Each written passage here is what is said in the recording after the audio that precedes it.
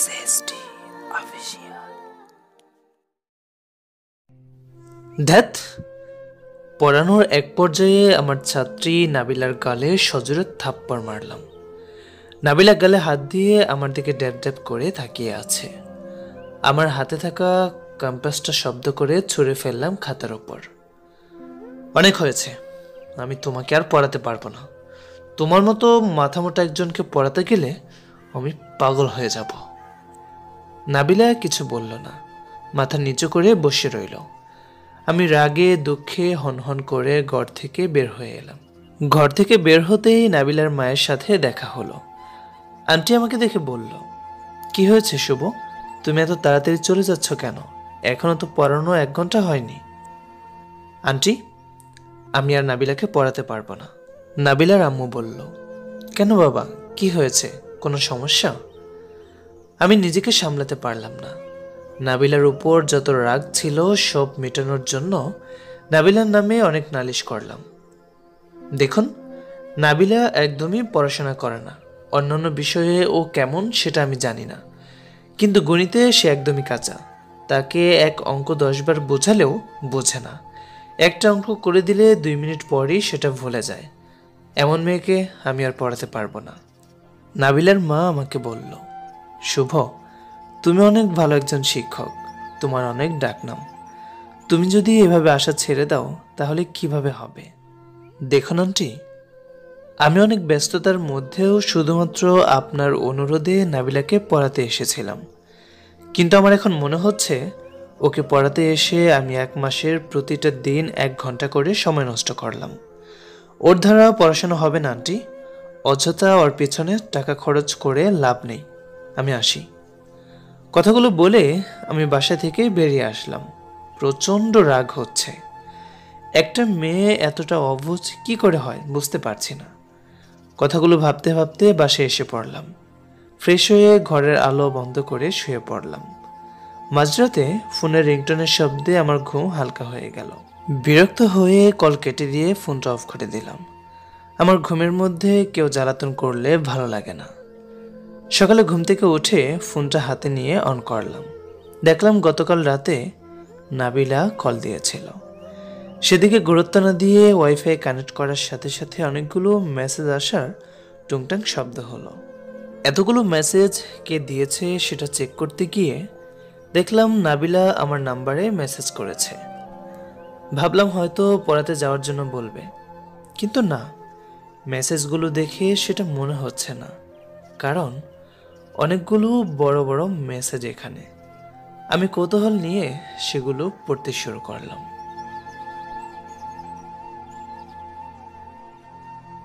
Sir, আপনি বলেন না যে আমি কেন পড়াশোনায় এত অমনোযোগী, কেন আমি কোনো কিছু মনে রাখতে পারি না।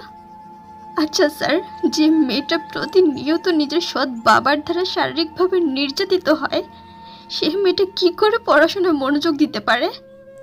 এই একটা মেসেজ দেখেই চমকে উঠলাম আমি। এসব কি লিখেছে মেয়েটা? এর পরের মেসেজ দেখে আরো খানিকটা অবাক হলাম। জানেন স্যার, আমি খুব ভালো ছাত্রী ছিলাম। আমার বাবা মায়ের যখন ডিভোর্স হয় তখন আমার বয়স 6 কি 7 হবে। এরপর মা প্রায় 4 বছর আমাকে একাই মানুষ করেছে। বাবা নিতে এসেছিল অনেকবার, কিন্তু আমি মাকে ছেড়ে যাইনি। তবে আমার এখন আফসোস হয়, বাবার সাথে গেলে হয়তো আজ আমি বেঁচে থাকতে পারতাম। এরপর আমার যখন 12 বছর বয়স তখন মা আবার বিয়ে করলো। নতুন বাবার বাসায় এসেও ভালোই ছিলাম।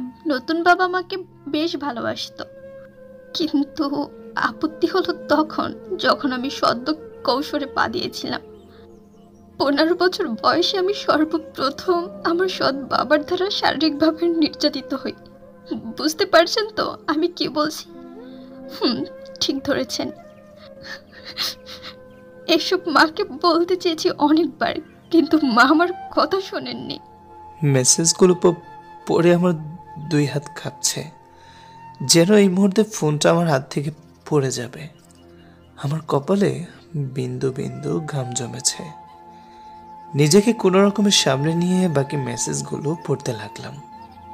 স্যার, আজ যখন আপনি চলে গেলেন তার একটু পর মা এসে আমাকে অনেক কথা শুনিয়েছে, আমাকে খুব মেরেছে, ব্যথা পেয়েছি অনেক, কিন্তু আমার চোখ দিয়ে একটুও পানি পড়ছিল না। মারার এক পর্যায়ে মা বলেছে, তুই মরিস না কেন, তোকে জন্ম দিয়ে ভুল করেছি, তোর মতো মেয়ে থাকার থেকে না থাকা অনেক ভালো। যার জন্য এত কষ্ট করছি সে পড়াশোনা করে না, পড়াশোনা না করলে বড় হবি কি করে। কথাগুলো বলে মা চলে গেল। আমার নিজেকে খুব অপরাধী মনে হচ্ছিল। আমার মাও আমাকে বুঝলো না, তাহলে আপনি বুঝবেন কি করে?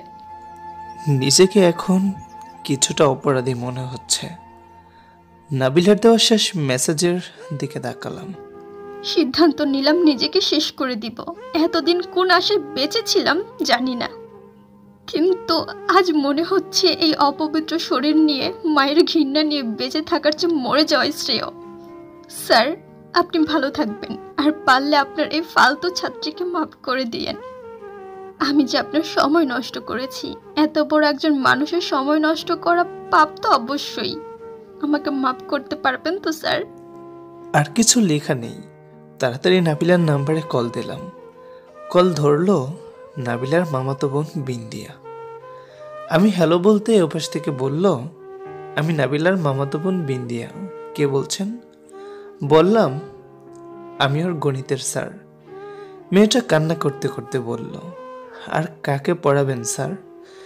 যাকে পড়াবেন সে নাবিলাই তো আর নেই, চলে গিয়েছে আমাদের ছেড়ে, আর কখনো ফিরে আসবে না সে। ওপাশ থেকে তীব্র কান্নার আওয়াজ পাচ্ছি।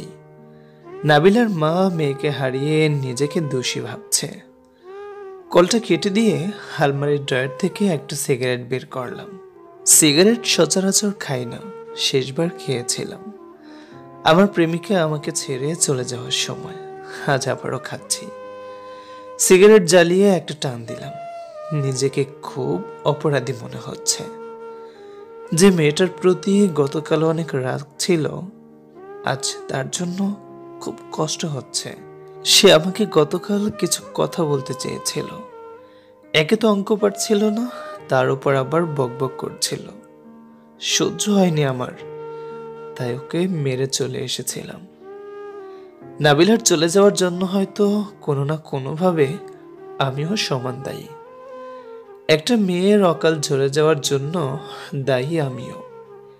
একজন শিক্ষক হয়েও এমন একটা ভুল করলাম, যার জন্য হয়তো নিজেকে কখনো মাফ করতে পারবো না।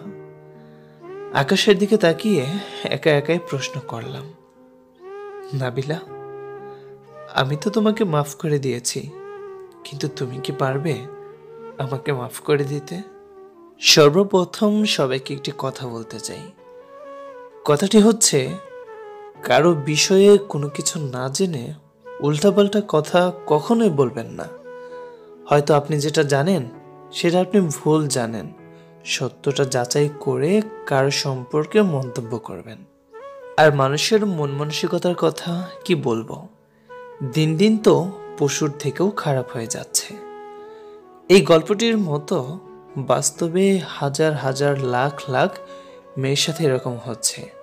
সৎ বাবার দ্বারা, সৎ ভাইয়ের দ্বারা, কারো না কারো দ্বারা এরকম সবার অজান্তেই সে দিনের পর দিন ধর্ষণ হয়ে যাচ্ছে।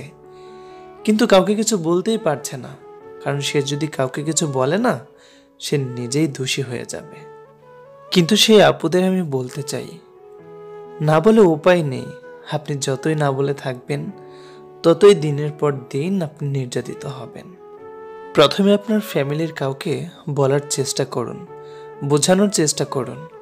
আপনি যদি কাউকে ঠিকমতো বুঝিয়ে বলতে পারেন বা লজ্জা না পেয়ে সরাসরি বলে ফেলুন, কারণ আপনি যতই লজ্জা পাবেন আপনার উপর ততই নির্যাতন হবে। আপনি বলে ফেলুন, হয়তো কেউ না কেউ অ্যাকশন নেবেই সেটা। আপনি যদি ফ্যামিলির কাউকে না বলতে পারেন, আপনার কোনো বন্ধু বা আপনার বিশ্বাস আছে এরকম কারো কাছে বলেন। কারণ এই দুনিয়াটা ভালো না। আপনি যতই চুপ থাকবেন, আপনাকে সবাই ততই নির্যাতন করবে, আপনাকে সবাই ততই অবহেলা করবে, আপনাকে সবাই ততই ঠকিয়ে যাবে। আর আপনি যদি সাহসী হয়ে থাকেন, তাহলে 999-এ ফোন দিয়ে সবকিছু বলুন, হয়তো আইনি ব্যবস্থা নেবে। আমি যে বলতে বললাম, আসলে কি বলা যায়? এইরকম একটা লজ্জাজনক কথা কোনো মেয়ে কি কাউকে বলতে পারে? আমি ছেলে হয়েও তো পারবো না। একটা মেয়ে নিজের কথাগুলো কিভাবে বলবে? তার তো মান সম্মান লজ্জা বলে কিছু আছে, তাই না?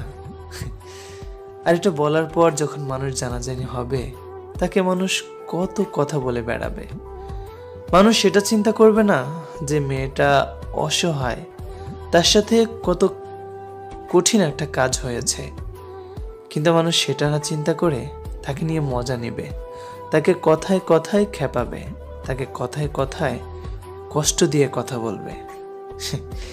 এটাই আমাদের দুনিয়া, আর বিশেষ করে আমাদের সোনার বাংলাদেশ, যেখানে একটা কিছু হলে যদিও একটু বেঁচে থাকার আশ্বাস খুঁজে পায়, আমাদের বাঙালি সেটা নষ্ট করে তাকে মেরে ফেলে।